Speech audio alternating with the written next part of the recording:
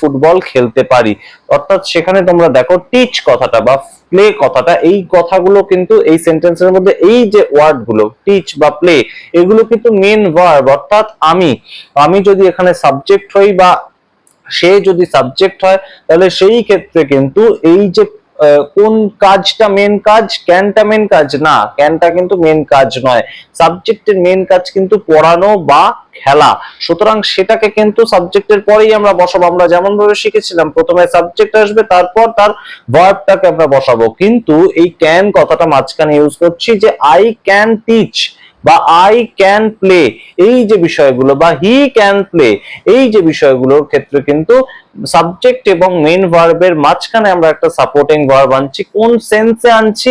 আমরা যখন বাংলায় বলতে চাইছি যে আমি এটা পারি বা সে এটা পারে করতে, he can sing very well, এই যে সেন্টেন্সটা তৈরি করলাম আমরা, হিটা প্রোনাউন অর্থাৎ সাবজেক্ট হিসেবে হি বসাচ্ছি, তারপর ক্যানটা আমরা বসাচ্ছি অক্সিলারি ভার্ব হিসেবে বা সাপোর্টিং ভার্ব হিসেবে, তারপরেই চলে যাচ্ছি মেন ভার্বে।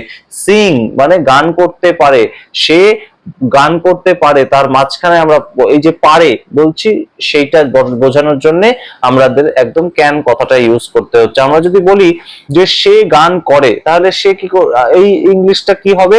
হি সিংস। একদম সিম্পল হয়ে গেল বিষয়টা। কিন্তু আমরা যখন ক্যান কথাটা ইউজ করছি, তখন কিন্তু আর সিংস কথাটা দিতে হচ্ছে না।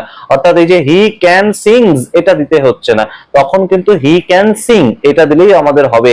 এবং এই ক্ষেত্রে কিন্তু আমাদের মনে রাখতে হবে যে যখন আমরা সাপোর্টিং ভার্ব ইউজ করব, অর্থাৎ একদম সরাসরি can, could, will, would, may, might, shall, should, এগুলো প্রত্যেকটাই যখন ইউজ করব, তখন কিন্তু তার সঙ্গে এই যে মেন ভার্বের শেষে এস বা ইয়েস যুক্ত হওয়া, সেটা হবে না।